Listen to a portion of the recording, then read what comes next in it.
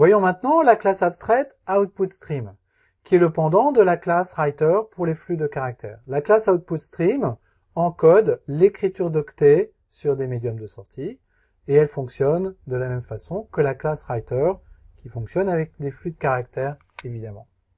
Cette classe est abstraite, et on va l'étendre avec quoi, à votre avis? Avec FileOutputStream et avec BufferedOutputStream. Les deux premières méthodes que l'on a, évidemment, c'est la méthode close et la méthode flush, qui fonctionnent exactement de la même façon que les méthodes close et flush de Writer, avec la même importance d'appeler la méthode flush de temps en temps si on a des gros volumes de données à écrire. La méthode close, elle, appelle automatiquement la méthode flush. Et puis on a des méthodes write. On a une première méthode write qui prend un int en paramètre et qui va juste écrire le premier octet de cet int. Et puis une méthode write qui prend un tableau d'octets qu'on va appeler buffer,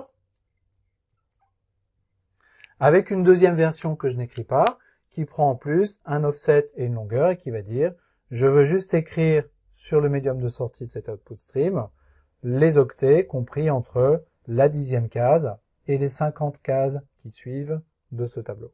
On a déjà vu ça pour l'input stream, le reader et le writer, donc on va pas en dire plus à ce stade-là. Ça, ce sont les 4 méthodes, close, flush et ces deux versions de write, les 3 versions de write, donc c'est 5 méthodes, les 5 méthodes fondamentales d'output stream.